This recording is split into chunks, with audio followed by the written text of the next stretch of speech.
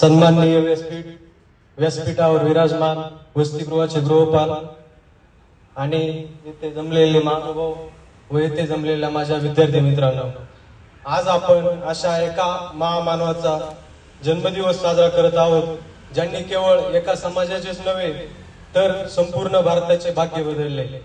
आज 14 एप्रिल हा दिवस केवळ आनंदाचा उत्सव नसून तर तो आपल्या अस्तित्वाच्या संघर्षाची आठवण करून देणारा दिवस आहे। मित्रांनो, बाबासाहेबांचे आयुष्य म्हणजे संघर्षाचे दुसरे नाव होते। विचार करा, ज्यांना शाळेत पिण्याचे पाणी स्वतःच्या हाताने घेता येत नव्हते, ज्यांना वर्गाच्या बाहेर बसवले जात होते, त्याच व्यक्तीने जगातील सर्वात मोठे संविधान लिहिले। हा प्रवास भिवाते डॉक्टर बाबासाहेब आंबेडकर असा सहज झालेला नाही। आपण आनंदाने गाणं म्हणतो, महाड नाशिक मुखेड पुण्यात भीमराव कडाडला, तो असा सहजासहजी कडाडलेला नाही। कोलंबिया विद्यापीठ असो व लंडन स्कूल ऑफ इकॉनॉमिक्स, तिथे त्यांनी दिवसाचे 18 तास अभ्यास केला। आपण आज वसतिगृहात राहतो, आपल्याला सोयी सुविधा आहेत, तरीही आपल्याला अभ्यासाचा कंटाळा येतो। पण बाबासाहेबांनी गरिबी आणि अस्पृश्यतेच्या बेड्या तोडण्यासाठी शिक्षण हेच एकमेव शस्त्र मानले। आज आपण जय भीमचा नारा खूप जोरात देतो, रॅली काढतो, गाणी लावतो, नाचतो, पण आज मला एका गोष्टीची खंत वाटते जी मी तुमच्या समोर आज मांडणार आहे। आपण बाबासाहेबांना मानतो तर खूप, पण आपण बाबासाहेबांचे ऐकतो का? केवळ जय भीम म्हणण्याने किंवा निळे पेटे बांधल्याने आपण आंबेडकरवादी होत नाही। बाबासाहेबांनी सांगितले होते, शिका, संघटित व्हा आणि संघर्ष करा। आपण संघटित होतो, संघर्षही करतो, पण शिकण्याच्या बाबतीत आपण कुठे आहोत? 2 वर्षापूर्वी हॉस्टेलमध्ये जयंती झाली तेव्हा आपला मित्र कबीर त्याने एक गोष्ट सांगितली होती, ती आज मी तुम्हाला आवर्जून सांगतो। त्याने सांगितलं का चर्चा करताना तो एका जणाला म्हणाला, त्याने काहीतरी संविधानातील आर्टिकल त्याला विचारला, तर तो मुलगा त्याला म्हटला की माझ्या बापानं संविधान लिहिलं, तुम्हाला सांगतो का?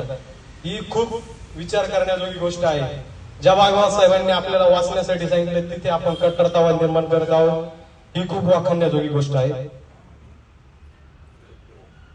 आपण केवळ जयघोष करण्यात धन्यता मानतो, पण त्यांनी लिहिलेले annihilation of caste, Buddha and his Dhamma आणि लिहिलेले अनेक पुस्तके आपण वाचण्याची तसदी घेत नाही। जर आपण वाचणार नसू तर आपण त्यांना खरंच समजून घेतले आहे का? ही खूप मोठी आत्मपरीक्षणाची आज गरज आहे। वसतिगृह आणि आपली जबाबदारी। मित्रांनो, आपण सर्वजण या वसतिगृहात राहतो। हे वसतिगृह केवळ राहण्याची जागा नाही तर ती एक प्रयोगशाळा आहे। बाबासाहेबांनी पीपल्स एज्युकेशन सोसायटी स्थापन करून सिद्धार्थ आणि मैलंद महाविद्यालय का काढली? कारण त्यांना माहित होते की वसतिगृहात राहणारा मुलगा जेव्हा शिकून बाहेर पडेल तेव्हा तो समाजाचा कणा बनेल। आज आपण स्पर्धा परीक्षेची तयारी करत असू किंवा पदवी घेत असू, आपल्या डोळ्यासमोर बाबासाहेबांची ती जिद्द हवी।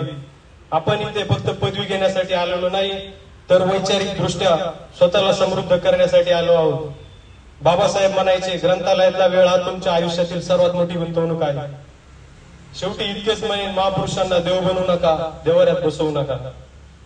त्यांचे विचार कृतीत आणा। ज्या दिवशी या वसतिगृहातील प्रत्येक विद्यार्थी हातात पुस्तक घेऊन, डोक्यात बाबासाहेबांचे विचार घेऊन, बाबासाहेबांची निष्ठा घेऊन बाहेर पडेल, त्या दिवशी खऱ्या अर्थाने बाबासाहेबांची जयंती साजरी होईल। चला, आज आपण शपथ घेऊया की आपण फक्त घोषणा देणारे अनुयायी होणार नाही, तर अभ्यास करणारे आणि समाजाला दिशा देणारे प्रज्ञावंत होऊ। वाचाल तर वाचाल आणि शिकाल तरच टिकाल, या मंत्रासह मी माझे 2 शब्द संपवतो। जय भीम, जय भारत।